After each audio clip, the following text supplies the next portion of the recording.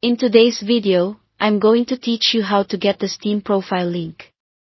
If you've ever needed to share your Steam profile so friends can add you, or you want to drop it into a form, a chat, or a profile page elsewhere, this quick guide will show you the two simplest ways to grab that exact link, first from the Steam desktop app, and then from a regular web browser.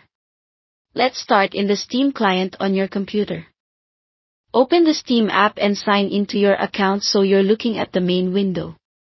At the top right, you'll see your username. Click that, then choose View My Profile from the drop-down.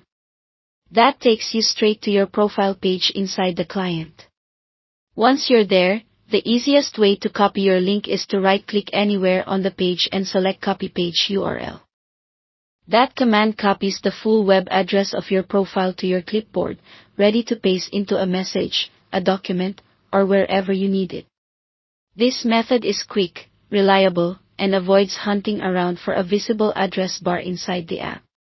Now let's look at the browser method, which is just as straightforward. Open your preferred browser and head to the Steam website. Sign into your account, then click your username at the top of the page and choose View Profile. When your profile loads, glance at the address bar.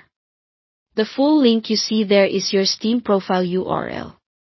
Depending on your account, it may include profiles followed by a long string of numbers, or ID followed by a custom name you chose. Either format points to the same profile and can be shared. If you've never set a custom name, you'll usually see the numeric version. If you have, you'll see the custom one. Both are valid, so just copy whichever appears. A couple of quick notes as you share your link. Make sure you're actually on your profile page before copying, so the URL isn't pointing to another section of Steam by mistake. And remember, this is a public link to your profile, not your login details. Share it confidently with friends or communities when you want people to find you on Steam. That's it. Thanks for watching, and don't forget to subscribe to this channel for more videos like these.